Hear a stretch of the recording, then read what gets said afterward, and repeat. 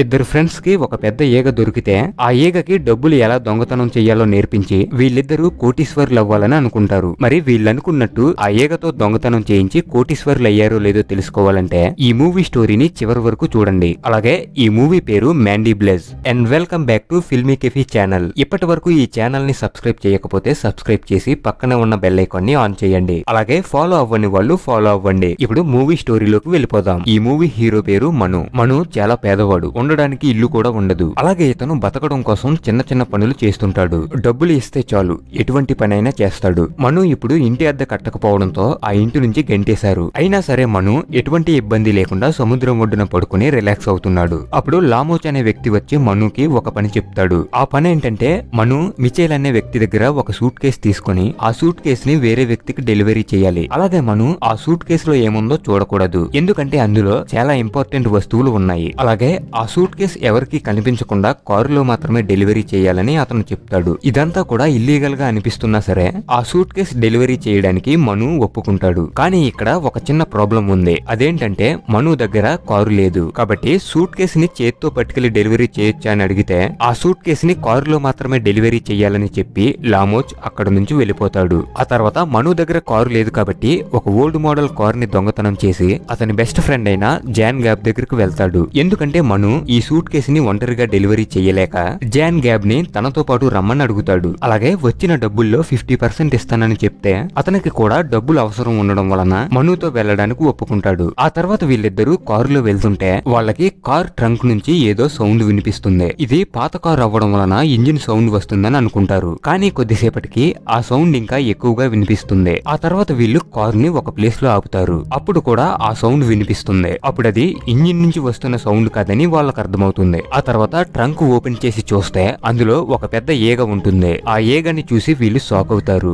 ఎందుకంటే అది మనం ఎప్పుడూ చూసే ఈగ లాంటిది కాదు, వేరే గ్రహం నుంచి వచ్చిన ఈగలా ఉంటుంది. వెంటనే ట్రంక్ ని క్లోజ్ చేసి తర్వాత ఏం చెయ్యాలని మాట్లాడుకుంటారు. అప్పుడు మనం ఆ ఈగని బయటకు వదిలేస్తే సూట్ కేసు పెట్టడానికి ప్లేస్ ఉంటుందని మళ్ళీ ట్రంక్ ఓపెన్ చేయాలనుకుంటాడు. కానీ అది ఓపెన్ అవ్వదు. అప్పుడు మను చాలా బాధపడతాడు. ఎందుకంటే సూట్ కేసు ని ట్రంక్ లో పెట్టి డెలివరీ చేయమని లామోచ్ చెప్పాడు. ఇప్పుడే జాన్ గ్యాబ్ కి ఒక ఐడియా వస్తుంది. అదేంటంటే ఆ ఈగకి డబ్బులు ఎలా దొంగతనం చేయాలో నేర్పించాలనుకుంటాడు. ఇప్పుడు ఆ సూట్ కేసు ని డెలివరీ చేస్తే 50,000 మాత్రమే వస్తాయి. కానీ ఆ ఈగకి దొంగతనం చేయడం నేర్పిస్తే తక్కువ టైంలోనే ఎక్కువ డబ్బులు సంపాదించొచ్చని చెప్తాడు. ఈ ఐడియా మనుకి కూడా నచ్చుతుంది. ఇప్పుడు వీళ్ళిద్దరూ సూట్ కేసు ని డెలివరీ చేసే పనిని పక్కన పెట్టి ఈగకి ట్రైనింగ్ ఇవ్వడంపై ఫోకస్ చేస్తారు. కానీ ఇప్పుడు వీళ్ళకి ఆ ఈగ ఎవరికి కనిపించకుండా ఉండడం కోసం ఒక ప్లేస్ కావాలి. అప్పుడే వీళ్ళకి ఒక పాత కంటైనర్ కనిపిస్తుంది. అలాగే అది ఊరి చివరన ఉండడం వలన ఈగకి ట్రైనింగ్ ఇవ్వడానికి మంచి ప్లేస్ అని అనుకుంటారు. కానీ ఇప్పుడు వీళ్ళకి ఒక చిన్న ప్రాబ్లం ఉంది. అదేంటంటే ఆ కంటైనర్ లో ఒక ముసలతను ఉంటున్నాడు. అయినా సరే మను దగ్గర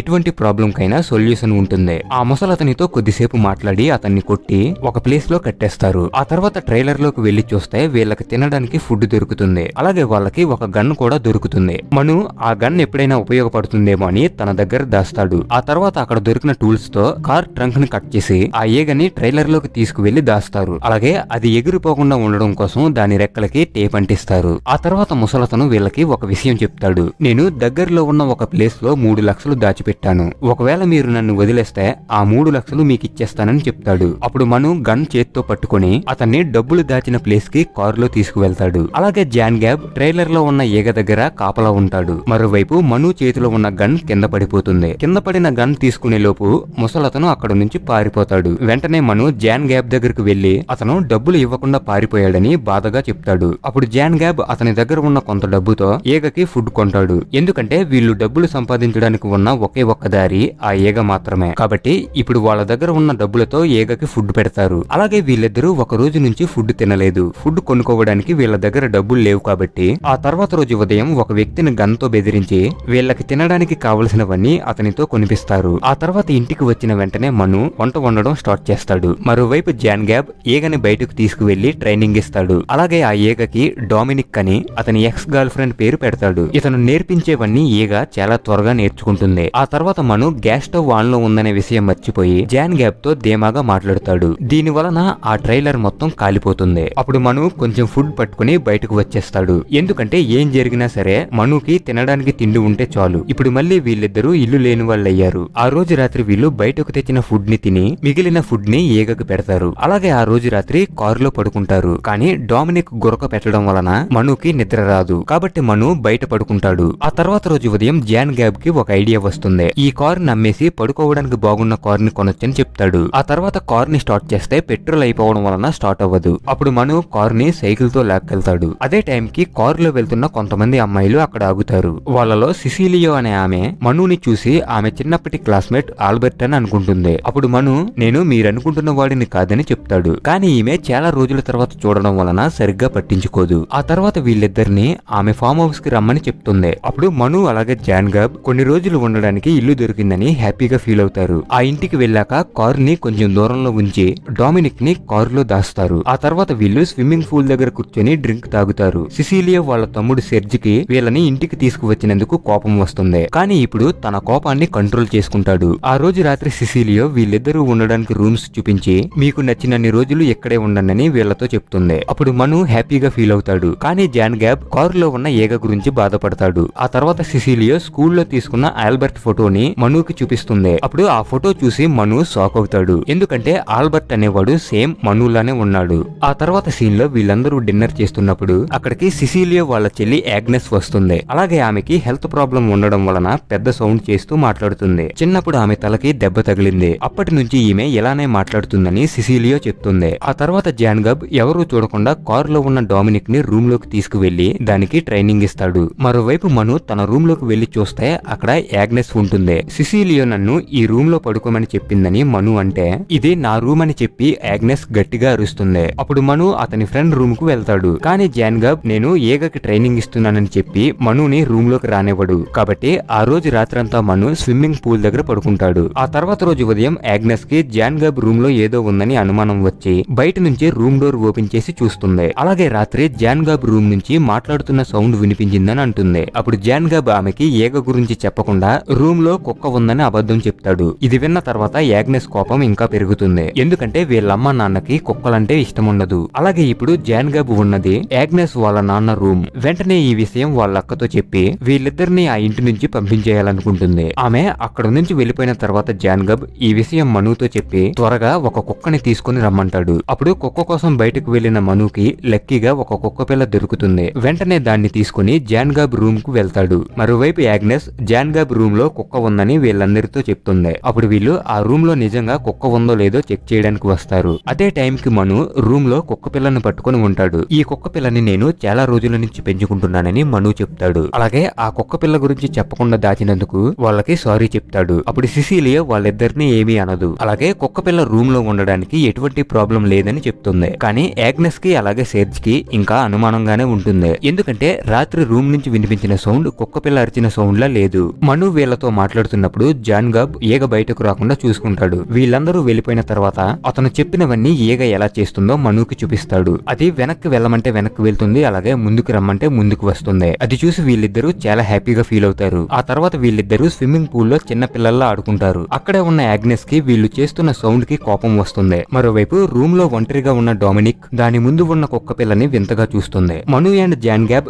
ఇంకా స్విమ్మింగ్ పూల్ దగ్గరే ఆడుకుంటున్నారు. అప్పుడు యాగ్నెస్ కోపంతో గట్టిగా అరిచి ఇంటికి వెళ్లిపోతుంది. అలాగే ఆమెకి జాన్ గ్యాబ్ రూమ్ లో ఏదో దాస్తున్నాడని అనుమానం ఉండడంతో ఆ రూమ్ లో ఏముందో చూడాలనుకుంటుంది. కానీ డోర్ లాక్ చేసి ఉండడం వలన ఆమె హెయిర్ పిన్ తో డోర్ లాక్ ఓపెన్ చేస్తుంది. ఆ తర్వాత రూమ్ లోకి వెళ్లి చూస్తే ఆమెకి అతిపెద్ద సైజులో ఉన్న ఈగ కనిపిస్తుంది. అది చూసి భయపడిన ఈమె గట్టిగా అరిస్తే మిగతా వాళ్ళందరూ కూడా ఈ రూమ్ దగ్గరికి వచ్చి ఏమైందని అడుగుతారు. కానీ ఆమె షాక్ లో ఉండడం వలన ఏమీ మాట్లాడలేకపోతుంది. వీళ్ళందరూ వచ్చే టైంకి ఆ రూమ్ లో డామినిక్ ఉండదు. అప్పుడే ఆ రూమ్ లో కుక్క పిల్ల లేకపోవడం జాన్ గ్యాబ్ గమనిస్తాడు. అలాగే ఆ కుక్క పిల్లని డామినిక్ తినేసిందని అతనికి అర్థమవుతుంది. కానీ మిగతా వాళ్ళు మాత్రం ఆ కుక్క పిల్లని యాగ్నెస్ తినేసిందని అనుకుంటారు. అందుకే వెంటనే పోలీసులకి కాల్ చేస్తారు. ఆ తర్వాత జాన్ గాబ్ డామినిక్ ఎక్కడ ఉందని వెతికితే అది స్విమ్మింగ్ పూల్ దగ్గరలో కనిపిస్తుంది. వెంటనే డామినిక్ ని తీసుకొచ్చి ఎవరూ చూడకుండా కారులో దాస్తాడు. మరోవైపు పోలీసులు యాగ్నెస్ ని హాస్పిటల్ కి తీసుకువెళ్లాలనుకుంటారు. ఆమె అక్కడ నుంచి వెళ్లే ముందు వాళ్ళ అక్కతో మాట్లాడుతుంది. అలాగే ఇప్పుడు ఆమె చాలా సంవత్సరాల తర్వాత నార్మల్ గా మాట్లాడుతుంది.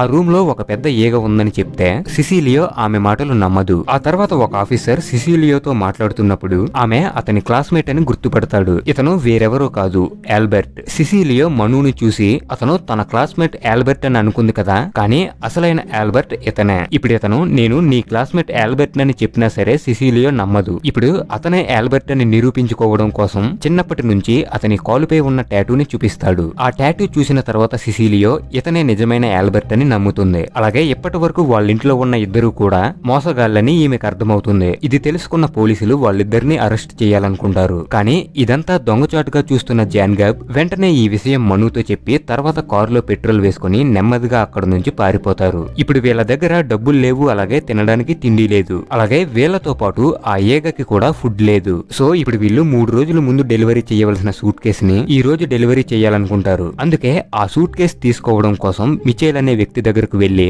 ఒక చిన్న ప్రాబ్లం వలన నేను రావడం 3 రోజులు లేట్ అయింది. ఇప్పుడు నేను డెలివరీ చేయవలసిన సూట్ కేసు ఇస్తే సేఫ్ గా డెలివరీ చేస్తానని చెప్పి మను ఆ సూట్ కేసు తీసుకుంటాడు. ఆ తర్వాత వీళ్ళిద్దరూ డెలివరీ చేయవలసిన ప్లేస్ కు వెళ్లి జాన్ గాబ్ సూట్ కేసు ఇవ్వడానికి లోపలికి వెళ్తాడు. అలాగే అక్కడ ఉన్న ఒక బిజినెస్ మ్యాన్ కి సూట్ కేసు ఇచ్చేస్తాడు. అప్పుడు అతను సూట్ కేసు డెలివరీ చేసినందుకు జాన్ గాబ్ కి 50,000 ఇస్తాడు. అలాగే ఆ సూట్ కేసులో ఏముందని చూస్తే వజ్రాలతో చేసిన పళ్ళు ఉంటాయి. ఇప్పుడు కొన్ని రోజుల తర్వాత సముద్రం ఒడ్డున ఉన్న వీళ్ళిద్దరిని చూపిస్తారు. ఏగకి ట్రైనింగ్ ఇవ్వడం కంప్లీట్ అయిపోయిందని జాన్ గాబ్ మనుతో చెప్తాడు. ఆ తర్వాత న్యూస్ పేపర్ లో ఉన్న అరటిపళ్ళు ఫోటోని ఆ ఏగకి చూపిస్తాడు. ఎందుకంటే ఆ ఫోటో చూసిన ఏగ వీళ్ళకి అరటిపళ్ళు పట్టుకొస్తుందని అనుకుంటాడు. ఆ తర్వాత దానికి కట్టిన తాడు విప్పేస్తే అది ఎగిరిపోతుంది. ఆ ఏగ మళ్ళీ తిరిగి వస్తుందని జాన్ గాబ్ అనుకుంటాడు. కానీ మనుకి మాత్రం అది తిరిగి వస్తుందనే నమ్మకం లేదు. ఆ తర్వాత వీళ్ళిద్దరూ ఫ్రెండ్షిప్ గురించి మాట్లాడుకుంటారు. మనం బతకడానికి ఆ ఏగ అవసరం లేదు, మనకి ఏదైనా కష్టం వస్తే ఒకరికి ఒకరు హెల్ప్ చేసుకోవచ్చు. అలాగే నువ్వు నాకు